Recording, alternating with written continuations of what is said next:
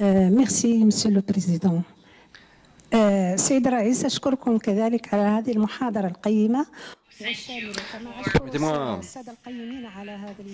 de vous remercier pour votre discours. Je voudrais également remercier les organisateurs de nous avoir donné l'occasion d'échanger avec vous. Monsieur le Président, vous avez évoqué l'état du monde, vous avez évoqué l'état islamiste. Nous ne pouvons que vous soutenir dans tous vos propos. Mais qu'en est-il du Maghreb?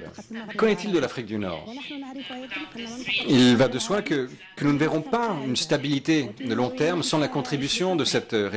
Or, cette région souffre également de la présence d'Al-Qaïda et de Daesh et des activités de ces groupes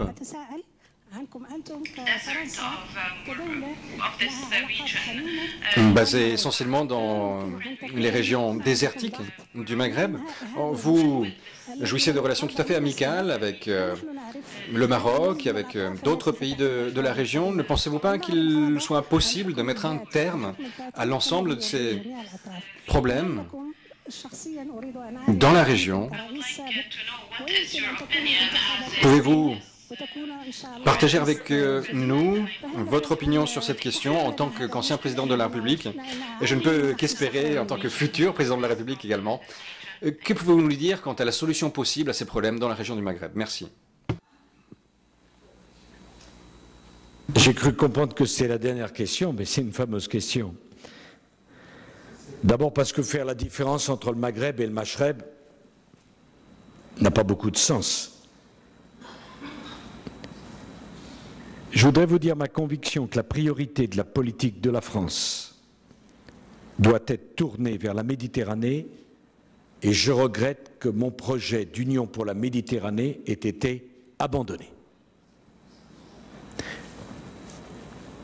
Chaque fois que nous avons tourné le dos à la Méditerranée, nous avons cru tourner le dos à notre passé. En fait, nous avons tourné le dos à notre avenir. L'Union pour la Méditerranée, je n'ignore pas le problème qu'il y a, notamment avec la question palestino-israélienne. Mais l'Union pour la Méditerranée, le travail ensemble des pays du Nord et des pays du Sud est indispensable. Quand vous vous rendez compte, monsieur l'ambassadeur du Maroc, que la frontière entre l'Algérie et le Maroc est fermée depuis peut-être 10 ans, alors qu'il y aurait un besoin formidable d'un véritable marché commun qui prendrait en tout cas dans un premier temps le Maroc, l'Algérie et la Tunisie, fermé sur la question du Sahara occidental, en vérité.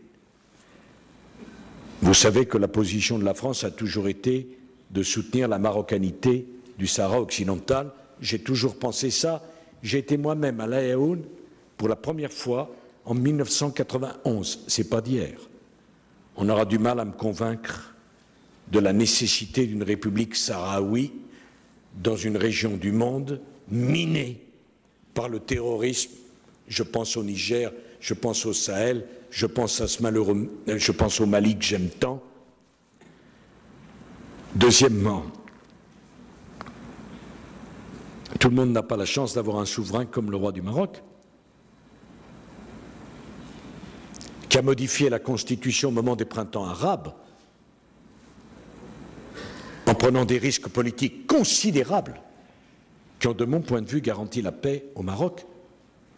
Imaginez que Sa Majesté n'ait pas fait le choix si courageux qui consistait à dire notamment qu'il choisirait le Premier ministre dans la formation politique arrivée en tête des élections, qui était un choix très difficile, y compris à imposer à ses propres amis. Je ne dirai rien sur l'Algérie, que j'aime beaucoup, mais dès qu'on dit un mot, ça devient une polémique. Et pourtant, ce pays si riche, de ses potentialités, d'une population extraordinaire, la question de son développement et de sa modernisation est posée.